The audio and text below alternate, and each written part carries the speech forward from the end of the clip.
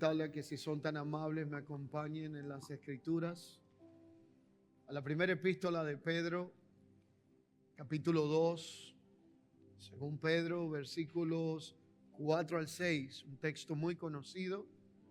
Y hoy vamos a estar dando inicio a una serie de enseñanzas que tendrá diferentes enfoques por medio de la palabra del Señor. Y esta serie se titula Edificando la Casa Espiritual. Y el enfoque de este día, la primera entrega, es para un sacerdocio santo. Por lo tanto, primera de Pedro capítulo 2, versículo 4 al verso 6, le invito a que, si puede, lea conmigo la declaración que aparece acá en la Escritura. Y dice: acercándoos a Él, piedra viva, desechada ciertamente por los hombres, mas para Dios escogida y preciosa. Vosotros también, como piedras vivas, sed edificados como casa espiritual y sacerdocio santo, para ofrecer también a Dios sacrificios espirituales aceptables por medio de Jesucristo. Por lo cual también contiene la Escritura la declaración que dicta: he aquí pongo en Sión la principal piedra del ángulo, escogida, preciosa, y el que creyere en él no será avergonzado. Acercándoos a él, piedra viva, ciertamente desechada por los hombres, mas para Dios escogida y preciosa, siendo edificados como casa espiritual. Para nadie es un secreto que en los días en que vivimos es mucho lo que se habla de la iglesia. Se usa la expresión iglesia y se menciona continuamente la iglesia como una especie de concepto, mensaje de predicación, contenido de cántico. Pero muy poco se entiende lo que en realidad es la iglesia. De hecho, la dinámica de nuestro lenguaje necesita a veces ajustes muy puntuales, y la mayoría de nosotros, cuando vamos a un lugar como el que hoy nos reúne y alguien nos pregunta hacia dónde te diriges, de una manera muy a veces inocente decimos: yo voy hacia la iglesia. Y nos olvidamos de que para Dios la iglesia no tiene nada que ver con un edificio. La iglesia no tiene que ver con una institución, sino que la iglesia la compone la comunidad de redimidos, que en un momento fuimos escogidos de entre todo linaje, pueblo, lengua y nación para ser constituidos reyes y sacerdotes para Dios, para reinar en esta tierra. Y esa realidad expresa el cómo vemos la iglesia versus cómo Dios ve su iglesia. Por eso esta serie, Edificando Casa Espiritual, tiene un propósito y un objetivo en mente. Y es afirmar lo que somos, entender el propósito de Dios para con nuestras vidas y prestar la atención a priorizar aquello que Dios quiere en nosotros y a través de nosotros.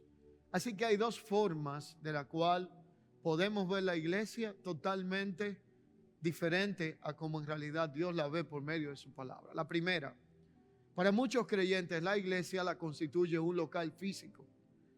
Es decir, el edificio, las paredes, que son importantes porque es el lugar donde nos reunimos como familia en la fe.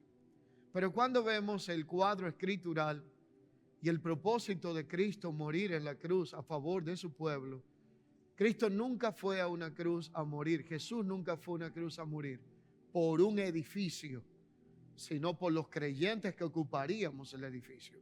Esto se llama iglesia.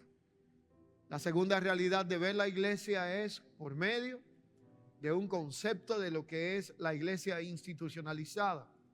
Eso implica que aunque somos el mismo cuerpo, lavados, redimidos, adquiridos a precio de sangre, participamos de una misma fe, un mismo bautismo, un mismo Señor, un mismo Espíritu. A través del tiempo la iglesia requiere sujeción a las leyes terrenales. Ahí viene el aspecto de lo que es la incorporación, los rótulos, nombres que definen regionalidad, que definen y establecen orden según lo establecido en cada gobierno y sistema. Pero esto no implica que la iglesia se reduce a un decreto que la establece, ni mucho menos a un documento que la registra. Por lo tanto, la iglesia de Jesucristo, la Biblia la describe como aquella que es el cuerpo de Cristo, aquella que es la plenitud de aquel que todo lo llena en todos. Lo describe como el Hijo corporativo, como una gran familia, y todos los modelos que aparecen en las Escrituras describen la iglesia como un cuerpo orgánico que tiene la vida de Dios, que lo encarna y lo expresa, no como un objeto carente de vida y propósito. Usted y yo somos la iglesia de Jesucristo. Y acá en estos textos que hemos leído, se nos hace recordatorio de lo siguiente. La iglesia es la casa del Dios viviente. Es el templo donde reposa la presencia de su Santo Espíritu. No es un evento, sino que es una familia espiritual. No es una construcción humana, es una obra edificada sobre el fundamento eterno que es Cristo. Y Pablo escribe en su momento determinado explicando en muchos aspectos lo que es la iglesia. Por eso en algún momento determinado le dice a Timoteo, la iglesia es columna y baluarte de la verdad. Por lo tanto, ella es encargada de guardar y velar por la verdad de Dios que se expresa por medio del Evangelio en un mundo influenciado por tanta mentira. Pero para lo que era el año 62 y 64 después de Cristo, cuando se escriben estas declaraciones, una realidad ocupaba a los creyentes de su momento. La mayoría vivían como extranjeros, perseguidos en todo lo que era Asia Menor. Eran personas que en medio de una cultura hostil habían decidido abandonar la fe en el judaísmo ortodoxo para seguir lo que era la fe en el Evangelio de Jesucristo. Y esta realidad le había generado a ellos como consecuencia rechazos, persecución, todo tipo de blasfemia y calumnias para poder entonces tener ocasión para no solamente perseguirlo y apresarlo. Y ante esta realidad, Pedro decide escribir una de estas declaraciones a ellos primeramente y luego a nosotros quienes hemos alcanzado el fin de los tiempos, y le escribe, pero decide no darle ni ofrecerle ningún tipo de consuelo humano, ningún tipo de píldora ni anestesia al proceso que ellos estaban viviendo, sino una visión gloriosa de lo que Dios ve de su iglesia. Y les dice, ustedes son piedras vivas. Hay un proceso de trabajo de parte de Dios en cada uno de ustedes que están siendo perseguidos, acusados injustamente. El sistema quiere doblegarlos y quiere que ustedes abandonen su fe. Aquí no hay una solución mágica a su proceso, sino una respuesta de un panorama glorioso. Ustedes son piedras vivas. Dios está trabajando en sus vidas. Y el futuro glorioso preparado de parte de Dios no se limita a la situación temporal que se encuentran viviendo. Por lo tanto, Él le dice la visión gloriosa espiritual. Están siendo edificados como casa espiritual, como templo y morada de Dios por el Espíritu. Y Cristo es la piedra angular viva en donde ustedes están siendo edificados para que tengan un fundamento inconmovible. Y esta realidad entonces revela lo que es la verdadera morada de Dios por el Espíritu. La intención que plantea la Escritura desde tiempo antiguo, cuando declaraba proféticamente que Dios anunciaba que vendría un tiempo donde ya no habitaría más en la casa hecha por la mano del hombre, sino que nosotros nos constituiríamos como templo y morada del Espíritu de Dios en este mundo. Esa realidad entonces involucró conceptos y términos para el cristianismo. A nosotros se nos llamó en algún momento piedras vivas y ellos entendían muy bien el lenguaje de lo que estaban hablando. Por eso cuando habla de piedra viva, aquí está hablando de un concepto de edificación. Como una de las profesiones más comunes era la edificación, la construcción, Jesús en su momento usa el lenguaje del hombre sabio prudente versus el insensato. Le compara a uno al que edifica la casa sobre la roca y otro al que edifica la casa sobre la arena. Consecuencias, resultados de la correcta o incorrecta edificación tiene que ver con lo que describen los textos. Pero ellos entendían este concepto. Así que ellos entendían que habían dos expresiones de piedra para edificar todo templo o edificio. Una de ellas era la piedra lisa, terminada, acabada. Creo que casi todos hemos tenido la experiencia de ir a un río algún día. Así que cuando uno va a un río, uno tiene experiencias con piedras muy hermosas, piedras lisas, terminadas, tratadas, que han rodado mucho en el agua, que han sido chocadas unas con otras, que han pasado por el proceso sometido del tiempo. Y usted puede entrar la mano con los ojos cerrados y esta piedra usted la toma, la lanza, la usa, decora, edifica, construye, hace lo que sea y no le hiere la mano, porque ya es una piedra tratada, muerta, no viva y lisa por el tiempo, el ambiente y las circunstancias.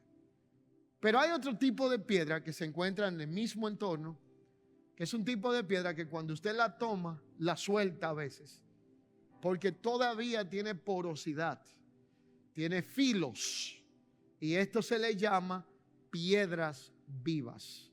Aunque en el entorno de esta palabra, cuando se habla de esto, existía una planta que se conocía también como la piedra viva, pero esta planta tenía la capacidad de camuflajearse. Era una planta que se daba en los lugares desérticos. Es como una especie de cactus pequeño o algunas que hoy son parecidas, que se usan en nuestro entorno en ambientes de decoración. Y esa piedra se camuflajeaba por fuera, que si se encontraba en la arena parecía como un tipo de piedra. Pero esta planta de la que estoy hablando no dejaba de ser planta, pero con una apariencia de piedra. Parecía piedra, pero era planta. Pero aquí el texto no se refiere a lo que tiene que ver con las plantas parecidas a piedras, porque con plantas no se construye un edificio. Dios está hablando de una morada que está construyendo para morada de su espíritu y está hablando de piedras vivas. Por lo tanto, estas piedras tenían filos, porosidad, cortaban, herían, pero eran importantes y necesarias porque estaban vivas y todavía podían asumir la forma que quería quien le estaba formando. Ahora, el punto aquí, en nuestra cultura moderna y aquí en nuestra nación, esto ha sucedido y yo no sé si se haga actualmente, pero no hace muchos años yo recuerdo que las damas usaban acá en nuestro país unas piedras que se buscaban en los ríos y la usaban para darle forma a los pies. Bueno, una piedra de esta cortada. Yo sé que esto es lo que somos de generaciones un poquito más atrás. La escuchamos, la recordamos. Y con esa piedra se le daba una pulidita a los filos. Pero hay un detalle interesante con la piedra muerta y la piedra viva. La piedra viva es lo que el texto describe que nosotros somos. Todavía tenemos filos. Todavía cortamos con el carácter. Todavía hay cosas que Dios le está puliendo en nosotros. Y si usted cree que usted vino a un lugar donde usted está rodeado de piedras muertas, yo le tengo una noticia. Todavía el que está a su lado tiene filos que Dios está trabajando. Así que vamos a hacer un ejercicio en esta mañana. Yo quiero que usted se voltee a alguien que tiene cerca, no importa que venga con usted o no, hágalo con mucho respeto, dele su mano derecha y ayúdenme a declararle estas palabras. Dígale: mucho gusto, me presento ante usted como una piedra viva. Esto no justifica nada, pero explica todo. Dios todavía está tratando con nosotros. Nos está puliendo, está forjando nuestro carácter. Nos está pasando por procesos para poder ser usados en su mano. Por lo tanto, no es de sorprendernos si muchas veces nos rozamos con personas que no piensan como nosotros, que no actúan como nosotros, que esperábamos cosas de ellos que no surgieron de esta manera, porque somos piedras vivas en proceso de edificación. Y nuestro enfoque y nuestra mirada no está en la piedra, sino en el fundamento en que la piedra han sido establecidas. Por lo tanto, aunque el hombre te decepcione, aunque otros esperes cosas que no la veas de ellos, nuestra mirada no está en la piedra viva que nos rodea, sino en la roca que es el fundamento, cuyo nombre es Cristo. Él nunca va a cambiar, Él nunca va a dejar la postura de ser la piedra principal del ángulo donde reposa toda edificación.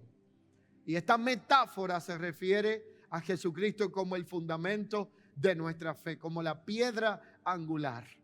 Así que la realidad es que la iglesia no es una institución religiosa, no es un espacio físico, no es un evento que se realiza. Es una comunidad de creyentes que hemos sido llamados de entre los pueblos, naciones y lenguas para manifestar un propósito. Ese propósito es el propósito eterno de Dios en Cristo.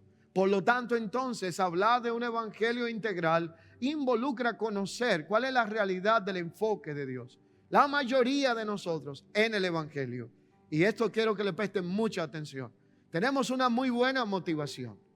En un porcentaje muy elevado de creyentes, casi todos manifestamos un interés en que Dios nos use, en qué área nos va a usar, qué función vamos a ocupar, qué cosa Dios quiere que hagamos en el ministerio, en Dios y para Dios.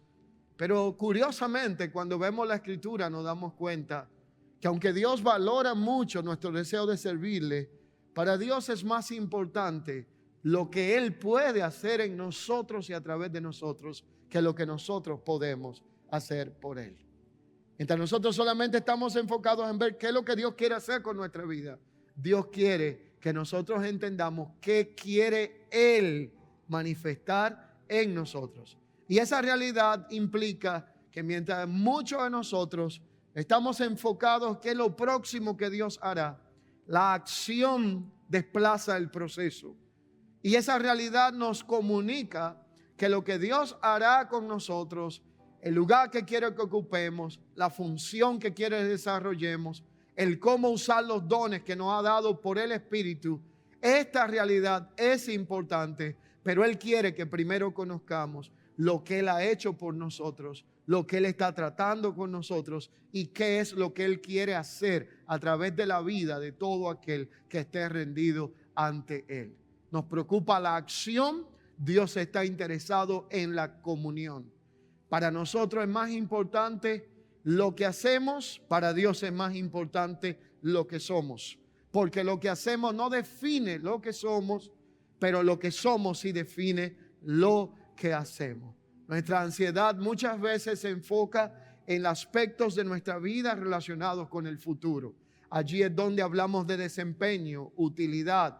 Pero el diseño de Dios está centrado más que en la utilidad que tengamos, en la identidad de lo que somos. Por eso en Cristo lo que nosotros somos es tan importante o más que lo que nosotros podamos hacer por Él. Pero una gran parte de la iglesia en el tiempo presente se ha desenfocado de su identidad en Cristo, de la verdadera razón del evangelio que tiene que ver con nuestra comunión. Y esa realidad de la comunión se ha perdido de vista y ha sido desplazado por un enemigo silencioso que la iglesia ha abrazado a través del tiempo, y ese enemigo silencioso se llama el activismo. A nosotros nos cuesta como creyentes estar tranquilos un tiempo. Creemos que todo es acción, que todo tiene que ver con qué yo puedo hacer, efectos secundarios, protagonismo, mérito, éxito ministerial. Y esto ha secuestrado la mentalidad de muchos creyentes. Por eso textos como el Salmo 23, cuando declara la Escritura que el salmista dijo, junto a aguas de reposo me hará descansar. Muchos lo quieren arrancar de su Biblia porque le cuesta descansar y le cuesta tener reposo. Pareciera que todo es evento, actividad, servicio o que yo puedo hacer por el Señor y no que Dios quiere hacer en mi vida y a través de mi vida. Queremos servir y eso no es malo. Queremos avanzar, ejecutar planes, ocupar espacios, influir. Sin embargo, el énfasis de Dios está puesto en aspectos mayores que eso que he mencionado. Y voy a hacer mención de 3, si es de lo que usted toma nota. Número 1, Dios quiere que conozcamos lo que tiene que ver con su propósito eterno y la ejecutoria del mismo. El hecho de que usted y yo no estamos en este mundo por accidente ni por casualidad, obedece a un propósito que es desde antes de la eternidad y trascenderá nuestro tiempo hacia la eternidad.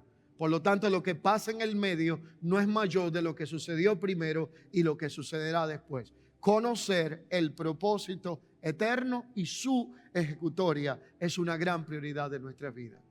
La segunda realidad es conocer la naturaleza espiritual que se nos ha otorgado en Cristo Jesús. Que ahora nosotros como hijos de Dios ya no dependemos de la antigua condición que gobernaba nuestro ser, nuestra alma y nuestro corazón.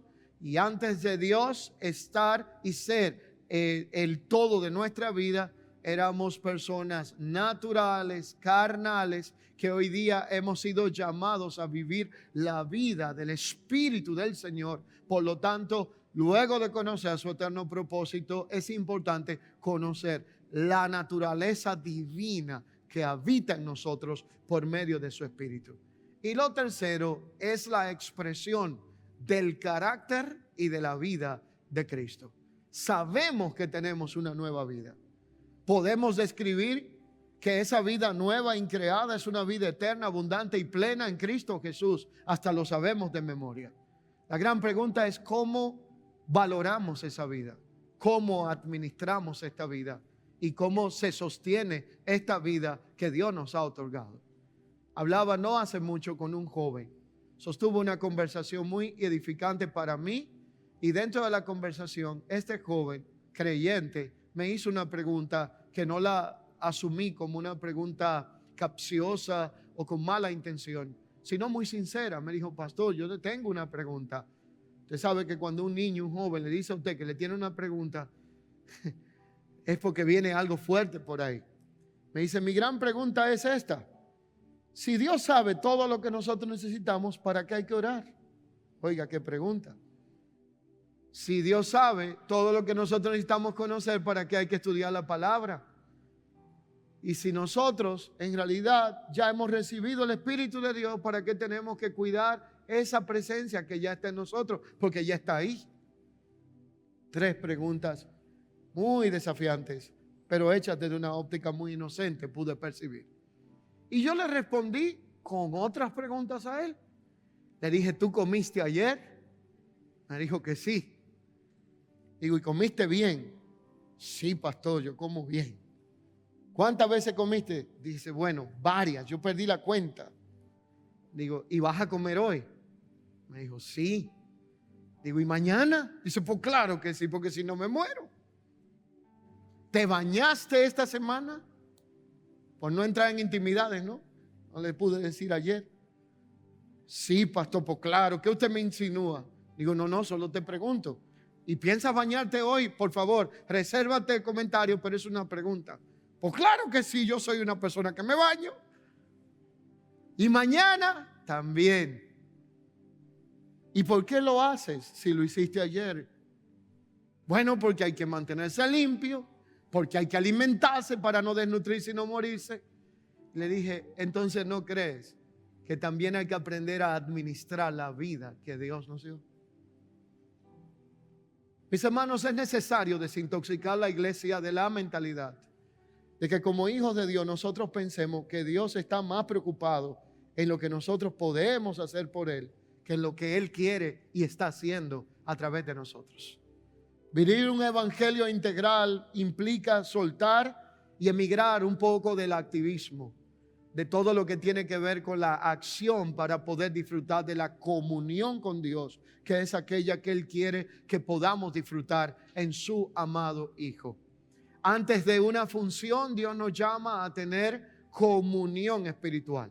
Antes que un rol o un puesto a desarrollar, Dios quiere que aprendamos a ser las piedras vivas que Él ha querido edificar desde el principio para morada de su Espíritu. Y antes que una obra visible, Dios quiere que participemos de un sacerdocio santo que pueda expresar la vida de Dios desde la realidad espiritual a la que Dios nos ha llamado.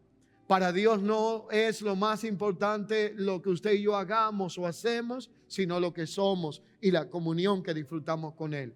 No se trata simplemente de ejercer un oficio espiritual, sino de ejercer la vida que Él nos dio, de manifestar la vida que Él nos dio, de reflejar la imagen de Cristo con integridad, con humildad y con santidad. Porque esto involucra lo que es ser separados con un propósito. Pero hay palabras rectoras y claves dentro de esta declaración que hace la Escritura. La primera de ellas tiene que ver con la palabra edificación. Mateo 16, 18, Jesús aparece haciendo una declaración inusual y Él se atribuye a sí mismo un derecho de autoría que lo califica como el arquitecto por excelencia, el edificador por excelencia, la máxima expresión de la edificación. Y es que en Mateo 16, 18 Jesús dice, porque yo edificaré mi iglesia. Luego Pablo, un entendido en la realidad, se describe como un perito arquitecto que colabora con la edificación y entiende cómo cada cosa ocupa un lugar en la edificación sin alterar el fundamento que es la piedra angular que es Cristo. Pero luego vemos cómo nosotros pasamos a un plano de colaboradores de Dios que estamos contribuyendo con la edificación que Dios está trayendo. Pero esta realidad descrita en la Escritura comienza con una tarea que la Biblia la describe de una manera puntual, atribuyendo a Dios el derecho absoluto de ser el máximo arquitecto, constructor, dueño y señor de lo que está siendo edificado. Por eso hoy más que nunca debemos de tener precaución. La iglesia que quiere ser edificada correctamente en Cristo no debe de vivir la vida prestando oído a todo lo que se dice en las redes sociales. Estamos en un tiempo de saturación de información. A diario escuchamos declaraciones irresponsables, personas dando su opinión por encima de la del dueño y arquitecto que sabe cómo quiere que se construya y edifique su iglesia. La iglesia no puede ser edificada ni debe ser edificada con opinión humana, con inventiva de hombre, con sueño humanista, con algún aspecto que tenga que ver con ilusiones del corazón o con hambre de éxito ministerial. La iglesia debe de ser edificada conforme al diseño eterno de Dios. El arquitecto a trazar la línea es el Señor y dueño de su obra. Y usted y yo no estamos para sustituir la palabra de Dios por la opinión humana, sino para sujetarnos a la palabra de Dios, que no altera el diseño que Dios estableció para la edificación de su iglesia. Y allí es donde algunas palabras es importante resaltar. Y la primera de esta palabra es la palabra oikodomia, que es la palabra usada en su contexto griego para hablar de lo que es edificar. ¿Qué significa oikodomia? Edificar, construir o establecer un orden de construcción conforme al diseño y al patrón original. La segunda palabra utilizada para este texto es la palabra iglesia. Y iglesia no se refiere aquí a un templo físico, porque en ese momento no se congregaban en direcciones geográficas específicas por la persecución de los imperios de su momento y el judaísmo ortodoxo de su momento, sino que se refiere a una realidad que tampoco tiene que ver con la institucionalización de la iglesia, sino que el contexto aquí original era la palabra eclesía. Y la palabra eclesía en su contexto original tenía que ver con aspectos tan puntuales como los llamados afuera, algo que es aquel grupo de creyentes reunidos, redimidos, resultado de la obra redentora, que habrían de ser redimidos por gracia. Y cuando aquí habla de eclesía, lo único que el Señor se refiere como su iglesia es aquello que Él adquirió a precio de sangre, que Él está edificando, que continuará edificando y que quiere que sea la morada permanente de su espíritu. Y la tercera palabra relevante acá es la palabra llamó o llamar, que es la palabra en su contexto original kaleo. Y esta palabra llamar aquí no se refiere al grupo completo, sino a una porción específica. Lo voy a explicar de esta manera. Desde tiempo antiguo, históricamente, cuando se convocaba a una milicia, se llamaba a un batallón, pero se encomendaba a un equipo específico para una tarea y una misión. Por eso muchos son los llamados, pero pocos son los escogidos. Hay un equipamiento para poder operar dentro del propósito eterno de Dios y manifestar esa realidad. Por eso Dios está edificando su iglesia y la Escritura es responsable en identificar una especie de diseño de edificación que no debe de ser alterado. Voy a invitarle a que, si usted puede conmigo, usted pueda observar la expresión que hace un entendido de la edificación, que se describe como un perito arquitecto llamado Pablo de lo que es la iglesia. Primera de Corintios, capítulo 3, versículo 12 al versículo 15. Primera de Corintios, capítulo 3, versículo 12 al verso 15. Sería importante que usted pueda identificar este texto para estudio y edificación personal. Observe lo que aquí declara. Dice: y si sobre este fundamento, ¿cuál es el fundamento? La piedra angular, que es Cristo, sobre quien debe de ser colocado todo lo demás para tener garantía y sostenibilidad en el tiempo. Sobre este fundamento, alguno edificare oro, plata, piedras preciosas, madera, heno y hojarasca, la obra de cada uno se hará manifiesta. ¿Por qué? Porque el día, la luz del día la declarará. Por el fuego será revelado. Y la obra de cada uno, cual sea el fuego, la probará. Y si permaneciera la obra de alguno que sobreedificó, entonces recibirá recompensa. Pero si la obra de alguno se quemare, entonces sufrirá pérdida, aunque sea salvo así como por el fuego. Reitero, y si sobre este fundamento alguno edificare, lo puede hacer con oro, plata, piedras preciosas, madera, heno y hojarasca, pero el tiempo, la condición del ambiente donde se desarrolle, manifestará lo que fue edificado o no correctamente. Me llama mucho la atención que este pasaje muchas veces lo leemos, pero no nos detenemos a observar algunas características del mismo. Lo primero es que hace mención de 6 elementos que representan 6 tipos de personas que encontramos en el Evangelio. Inicia con el fuego y termina con la paja y la hojarasca. Esos 6 tipos de actitudes, conductas que podemos encontrar de las muchas, se agrupan en 3 realidades. Y la primera tiene que ver con los metales y las piedras preciosas. Lo segundo, con el tipo de madera consistente, sólida y fuerte. Y lo tercero, con los residuos de la madera, que son las pajas, los henos, las escorias que la madera deja cuando está siendo pulida o está siendo tratada. 3 tipos de realidades que representa aquí lo que Pablo quiere presentar para hablar de lo que tiene que ver con cómo estamos edificando y qué estamos tomando en cuenta para ser edificados por el Señor. Por eso el texto dice en ese capítulo 3 de 1 de Corintios verso 10, cada uno mire cómo sobreedifica. Número 2, si otro edifica encima, asegúrese de que lo haga sobre un fundamento sólido y seguro.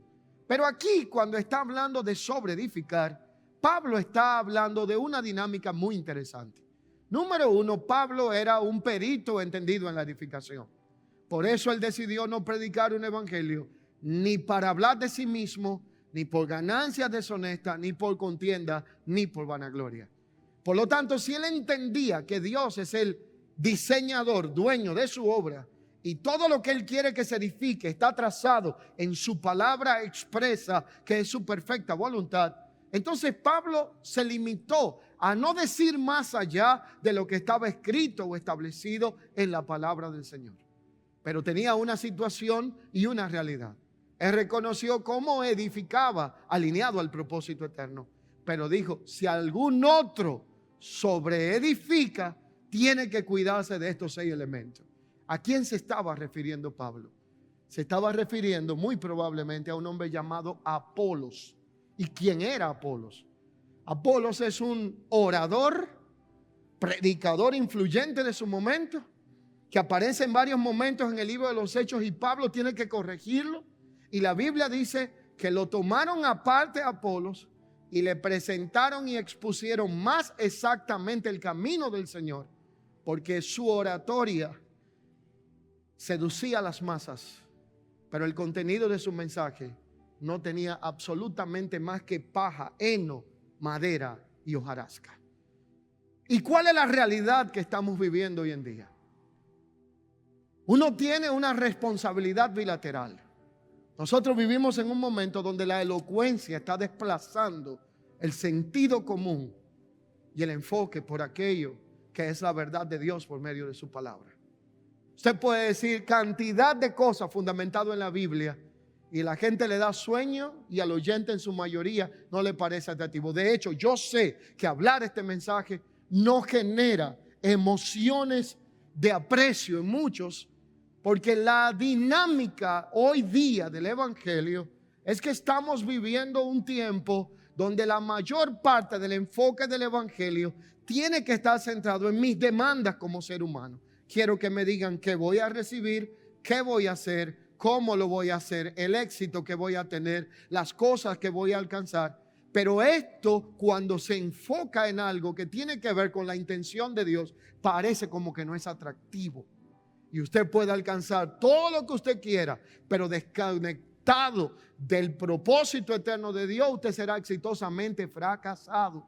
Usted puede tener todo el triunfo de este mundo, el avance, los logros, los sueños y deseos de su corazón, pero fuera y separado del propósito de Dios, absolutamente nada podemos hacer. Y allí es donde empezamos a vivir una vida de frustración y amargura en vez de aprender a disfrutar el contentamiento que debemos de tener en Dios por medio de la vida de Cristo Jesús. Este evangelio no se trata de usted ni de mí, se trata de Cristo. Este evangelio maravilloso y glorioso no se trata de suplir mis necesidades de esta semana, sino de resolver mi necesidad eterna y entender que Dios es el que todo lo llena en todo. Y por eso hemos creado una generación de creyentes demandantes, una generación de creyentes inmaduros, de gente exigente, porque todos los días estamos buscando cómo nos hablen de suplir nuestra necesidad y comodidad y no de manifestar el propósito de Dios en esta tierra. Lo que Mateo 6:33 declara es que si nosotros procuramos el reino de Dios y su justicia primeramente, todo lo demás nos será dado por añadidura. Por lo tanto, necesitamos reenfocarnos en la prioridad de la vida del reino y soltar por un momento nuestros propios caprichos, nuestros propios deseos del corazón, nuestras propias ambiciones, para que sea Cristo glorificado en nuestra vida y traiga una configuración correcta para que seamos esa morada de Dios por el Espíritu. Apolos estaba edificando en la retórica, en la oratoria, muchas palabras bonitas que erizaban la piel del oyente, pero no dejaban absolutamente nada de Cristo. Ese cuadro era muy parecido a lo que hoy vemos que está sucediendo con la sobreexposición de la iglesia a las redes sociales. Cantidad de mensajes escuchamos a diario y te dicen cómo ser un vencedor, un victorioso, un exitoso, pero nada tiene que ver con tu compromiso, comunión, vida, santidad y todo lo que tiene que ver con la vida de Dios. Necesitamos hoy más que nunca volver a considerar el ser edificados como piedras vivas, donde Dios pueda tallar los aspectos de nuestro carácter, tratar con las áreas de nuestro orgullo, moldear los aspectos de la búsqueda del protagonismo, ambiciones personales y todo lo que tiene que llevarse a la cruz para que sea Cristo que gobierne nuestra vida y Cristo sea el que ocupe el lugar que le corresponde en nuestro corazón. Pero estos materiales de los cuales 6 hace mención, 1 Corintios capítulo 3 versículo 12, habla de oro, plata, piedras preciosas, madera, heno y hojarasca.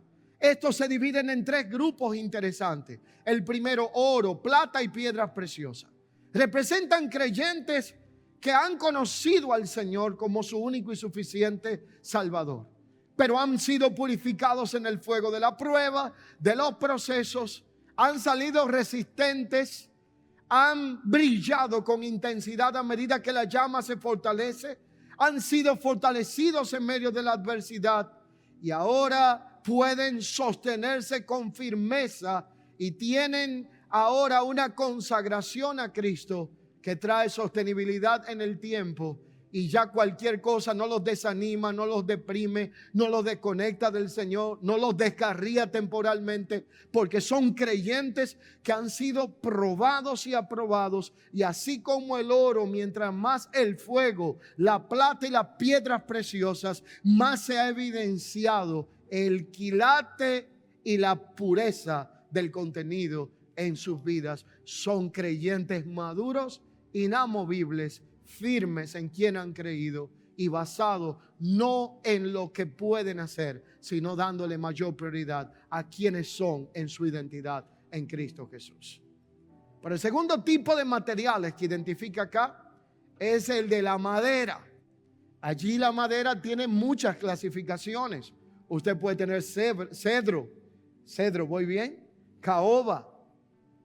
Puede tener robles, las maderas más conocidas que yo pueda mencionar. Algunas son más fuertes que otras. Hay palos que cuando los colocan en los campos para hacer divisiones, los seleccionan muy bien porque tienen la capacidad de durar décadas sin destruirse, pero siempre seguirán siendo madera, curada o no, cuando el fuego las expone y el calor. La madera puede resistir más, pero tarde o temprano se convertirá en ceniza porque es corrompible. Y esta es una gran diferencia entre el tipo de creyente identificado como piedra o metal precioso, que es resistente a todo fuego. No se va de un lugar porque alguien no lo saludó, porque no se acordó la fecha de cumpleaños, porque alguien no te llamó un día de adversidad, porque no te dijo lo que querías, porque no cantaron las canciones que me gustan. Qué bueno que no te gustaron. Porque no predicaron lo que a mí me gusta. Qué bueno que no te gustó la prédica. Porque ni cantamos ni predicamos para que le guste al hombre, sino para que agrade al Dios al que le servimos. Porque no es un lugar donde se sirve un buffet a la carta, sino un lugar donde se sirven los nutrientes necesarios para crecer como un hijo maduro en la casa del Señor. Estos son resistentes a toda adversidad porque han sido procesados en la vida a través de los procesos de la prueba, de la adversidad, y por ende son creyentes maduros. Pero la madera la hojarasca y todo tipo de madera en este segundo grupo, en algún momento puede resistir, pero tarde o temprano se ha de corromper, porque su resistencia no tiene que ver con una formación en la comunión espiritual, sino con una capacidad de soporte. Y Pablo coloca el tercer grupo como un derivado de la madera. Es la paja y el heno. Cuando a usted le digan que usted es un creyente heno, preocúpese. Eso no aguantan ni soportan ni siquiera una chispa. Es más, ven el fósforo y se diluye antes de que encienda. Porque no hay consistencia, no hay formación, no hay carácter, no hay resistencia. Todo se constituye en adornos, pero no en naturaleza y esencia, de la cual es característica de un hijo de Dios afirmado en Cristo. El heno y la paja representan creyentes superficiales que conocieron al Señor, pero no echaron raíces en cuanto a su fe, y que cualquier tentación, disgusto, prueba los consume rápidamente y no dejan rastros porque tienen una fe que no tiene resistencia. Por lo menos la madera soporta el agua aunque la destruye y la debilite el fuego. Estos no son ni a prueba de fuego, ni a prueba de agua, ni a prueba de calor, ni a prueba de frío. Todo los destruye.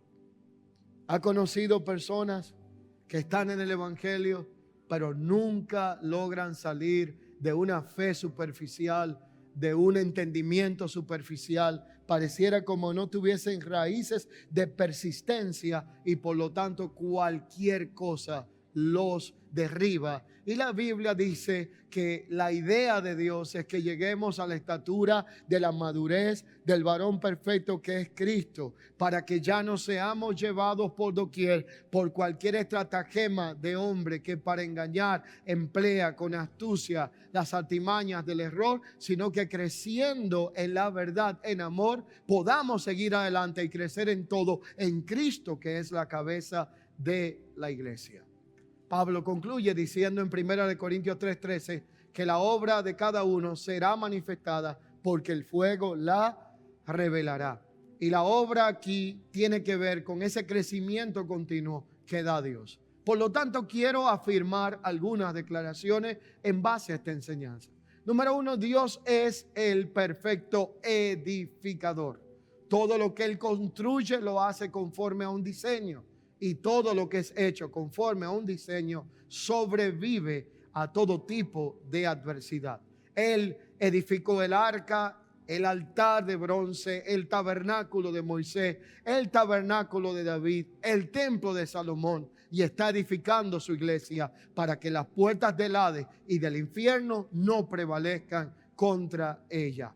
Pero esa realidad nos comunica a nosotros que como casa espiritual, hoy más que nunca nosotros debemos de ser expuestos a ambientes de edificación, no ambientes de entretenimiento, no ambientes de rellenos y prótesis, porque esos ambientes son buenos y aprovechados por quien tiene una fe superficial. Pero los ambientes de edificación siempre serán gobernados por la palabra de Dios. Siempre dejarán en nuestra vida un resultado que establezca un diseño que revela el orden, intención y propósito de Dios para con nuestra existencia y para con todas las cosas. Nosotros no somos autoedificados, no somos espectadores, somos moldeados por aquel que es el arquitecto y máximo edificador de su iglesia y que la edifica conforme a su diseño y su eterno propósito. Una congregación donde se es edificado como casa espiritual debe de ser gobernada por ambientes donde la supremacía la tenga Cristo, no el carisma del predicador, no los entretenimientos que usted encuentra en la reunión donde va, donde se facilite crecimiento, discipulado, discernimiento, formación, quebrantamiento y alineamiento espiritual. Pero esa realidad, la Biblia también la expresa de una manera muy puntual Y la Biblia dice que todo esto tiene un propósito y objetivo. Es que podamos ofrecer a Dios, como piedras vivas que estamos siendo edificados, sacrificios. ¿Cómo? Espirituales, agradables al Señor. ¿Y por qué aquí hace una aclaración de lo que es sacrificio espiritual?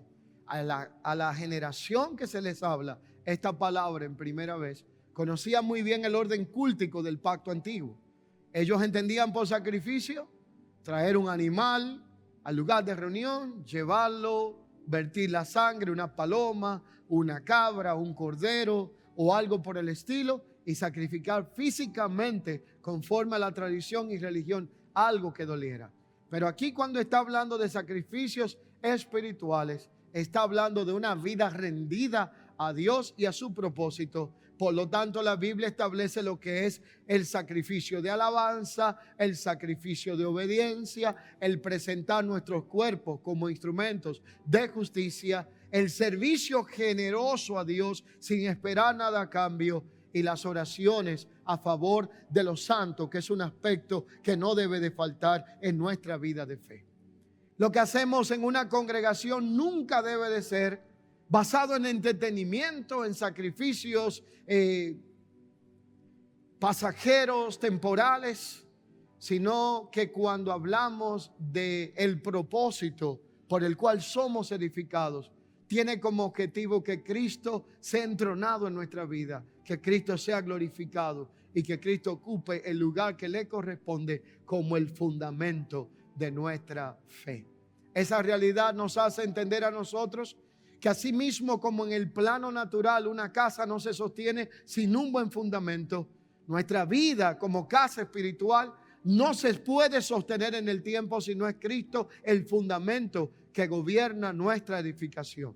Cristo es el fundamento de todo lo que somos y lleguemos a ser como hijos de Dios y como iglesia. No somos observadores, sino ministros participantes de esta realidad que Dios está edificando en nosotros como casa espiritual y como piedra viva. Estamos siendo tallados, formados, estamos siendo alineados para que todo el edificio unido entre sí crezca en una dirección y Él pueda ser el que todo lo llene en todo. El lugar que a ti te falta complementa al de tu hermano. El lado que a ti te llevaron con el cincel y el martillo y que a mí me llevaron de la misma forma o en el roce con otro, complementa una etapa de edificación para que juntos podamos ser la morada de Dios por el Espíritu, donde Dios quiere manifestar su gloria y Dios quiere manifestar su propósito. No tenemos que ser clones los unos de los otros. No tenemos que parecernos al otro. Usted no tiene que hablar como el otro habla. No tiene que vestir como el otro viste. La realidad es que no somos ladrillos clonados, sino piedras vivas conectadas para crear la morada de Dios por el Espíritu. Si fuéramos ladrillos, el resultado fuera industrial. Pero si somos piedra, esto es un proceso orgánico donde lo que usted tiene necesita lo que yo tengo y lo que yo tengo necesita lo que usted tiene para poder cumplir juntos la tarea y el propósito que Dios nos ha encomendado. Mira a alguien que está a tu lado y dile: a partir de este día quiero que sepas que jamás te veré como mi competencia, jamás te veré como mi adversario. Tú no eres mi opositor, eres mi bendición. Eres mi complemento. Lo que tú tienes me hace falta y lo que yo tengo también te pertenece. Porque de esto se trata. Somos un cuerpo que está siendo unido y conectado en un solo propósito. Ahora tengo que darles también responsablemente una advertencia. No se aproveche de eso que le dijeron. Pero lo que mi hermano tiene complementa mi vida. Cuando nosotros entendemos esta mentalidad, la vida de fe deja de ser un proceso monótono y comenzamos a disfrutar la gracia que hay en los demás. Yo aprendo de mis hermanos cuando lo escucho. Soy edificado mutuamente en amor por medio de la experiencia que otro ha vivido. Yo no he pasado ni la cuarta parte de procesos que muchos de los que están sentados hoy han vivido, pero hay otros que yo he vivido que usted no lo ha experimentado. Usted necesita conocer lo que Dios está haciendo en mi vida, pero yo necesito entender lo que Dios está haciendo en usted. La gracia suya no debe de irritarme, sino de alegrarme y bendecirme. Si esto fuera todo igual, esto no tuviera sentido. Lo bueno de esto es que aunque no somos iguales, nos complementamos, nos bendecimos, nos complementamos en el propósito y hasta en el equipamiento de expresión de gracia y talento. Por ejemplo, aunque usted me vea hablando a mí aquí arriba así, uno a uno, yo soy un poquito, parece mentira esto, introvertido en algunos ambientes.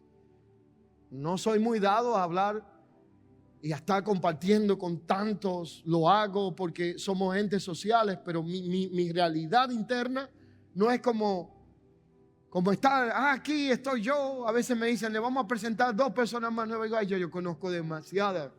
Vamos a quedarnos tranquilos. Y no, como que no me gusta andar socializando tanto. Eso es lo personal. Lo hacemos porque es una realidad. Pero hay personas que donde llegan son el alma de la fiesta.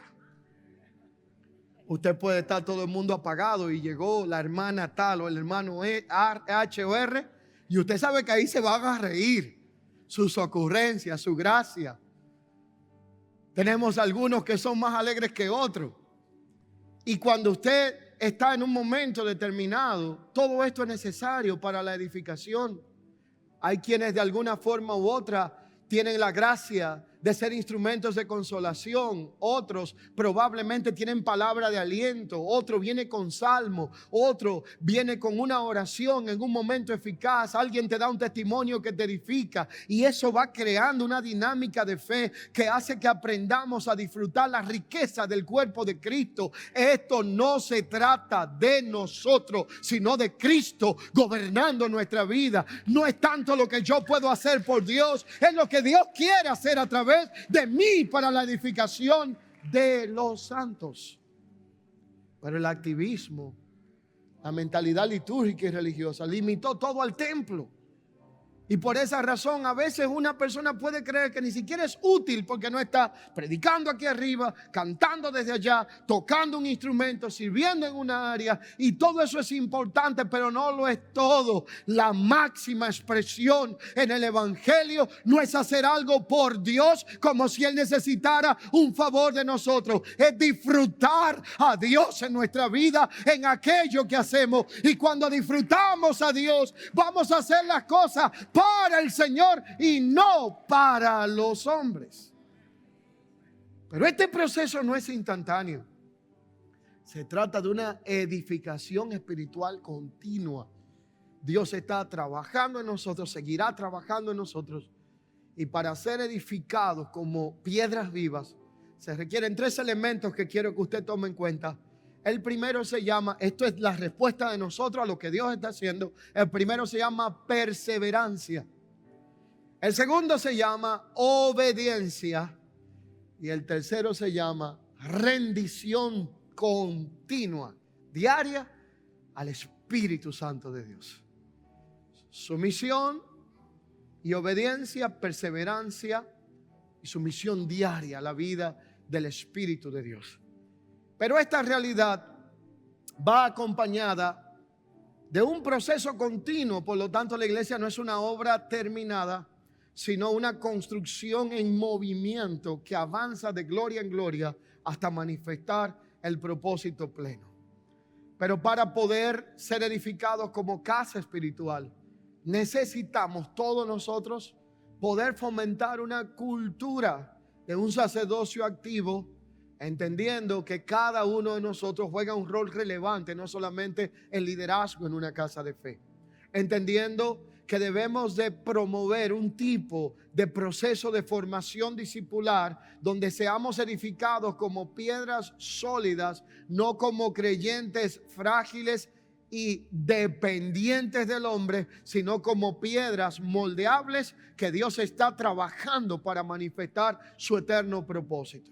Establecer una visión clara de edificación, donde todo lo que se haga desde este lugar, desde las casas de fe, desde cada grupo, desde cada lugar que se habla, se hable una misma cosa, se emprenda una misma dirección, donde haya una continua edificación, y allí entonces edificamos creyentes ya no emocionales y superficiales, sino arraigados y con fundamento firme en Cristo, y esto se llama creyentes maduros. Y por último, aprender que esto, al no tratarse tanto de nosotros y nuestra individualidad, sino de Cristo y su eterno propósito, busca que al final de la jornada Cristo sea glorificado en todo. ¿Cómo podemos ser edificados como casa espiritual? Les dejo por lo menos con 5 aspectos relevantes para ser edificados como casa espiritual, y seguido concluyo esta enseñanza. El primero es desarrollando continuamente nuestra comunión con Dios. Por eso la edificación inicia con una comunión íntima con el Señor, diaria, no eventual, donde vamos creciendo diariamente, somos edificados como casa espiritual, y esto involucra que para alimentar esa comunión se necesita congregarse, orar, mantener una vida de oración, conocer su palabra, y para ello se estudia, tener una dependencia absoluta de la dirección del Espíritu de Dios en nuestra vida, y por sobre todo aprender a renunciar al orgullo y la autosuficiencia que muchas veces gobierna nuestro corazón.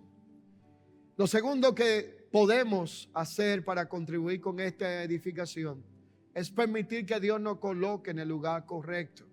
Por eso Pedro aquí en esta epístola declara: sed edificados también como piedras vivas, como casa espiritual.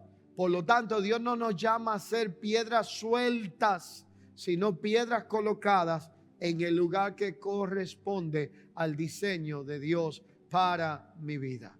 Por eso la edificación espiritual debe de dejarnos ubicar, y eso demanda sujeción, conexión, interdependencia dentro del cuerpo de Cristo para poder estar en el lugar donde Dios quiere que estemos. Número 3, siendo transformados internamente en nuestro carácter y permitiéndole al Espíritu Santo de Dios que trate con áreas de nuestra vida que a veces venimos arrastrando desde infancia: carácter, dureza de corazón, actitud de rebeldía y muchos aspectos que Dios quiere tratar con nosotros y que son necesarios para que el Espíritu de Dios trabaje con áreas ocultas de nuestra vida, con aspectos de herida, resistencia, y podamos caminar en santidad, perdón, humildad y un amor genuino que es el amor de Dios, y poder disfrutar del proceso de la edificación. Y por último, permanecer firmes en la roca, rechazando todo sustituto o prótesis que quiera sustituir la roca inconmovible y el fundamento que es Cristo en nuestra vida. Allí es que debemos de aprender a tener discernimiento, filtrar todo lo que escuchamos, lo que recibimos, y todo aquello que tiene que ver con una vida que evalúe lo que está siendo construido, y tener como prioridad más de Cristo que éxito personal, reconocimiento y asuntos que tengan que ver con el éxito de este mundo. ¿Qué es lo que estamos edificando? ¿Es una casa espiritual que honra a Dios? ¿O estamos edificando una vida llena de éxitos que no irán a ningún lado y no nos acompañarán a la eternidad? Y esta realidad debe de llevarnos a una profunda reflexión. Y es que ser edificados como casa espiritual demanda vivir arraigados profundamente en Cristo. Cuando permitimos que esto suceda, entonces allí vamos a ver cómo la vida espiritual ya no se edifica con eventos, ni programas, ni actividades, sino con una comunión con Dios fundamentada en Cristo y compartiendo la vida que Dios nos dio para ser esas piedras vivas que tratadas por el Señor podamos construir ese edificio que es la casa del Dios viviente. Una casa viva y santa, no compuesta por ladrillos muertos, sino por piedras vivas, en una obra espiritual gloriosa, donde el Evangelio ya no presente la iglesia ni como un lugar de espectáculo, ni como una especie de institución, ni como un templo, sino como la iglesia del Dios viviente, columna, baluarte de la verdad, aquella en el que Él habita por su Espíritu y que está siendo edificada para morada de Dios. Primera de Pedro 2:9 concluye diciendo: mas vosotros sois linaje escogido, nación santa, real sacerdocio, pueblo adquirido por Dios, para anunciar las virtudes de aquel que nos llamó de las tinieblas a su luz admirable. Concluyo donde comencé, Primera de Pedro 2:4-6. Acercaos a Él, piedra viva, desechada ciertamente por los hombres, mas para Dios escogida y preciosa. Vosotros también, como piedra viva, sed edificados como casa espiritual y sacerdocio santo.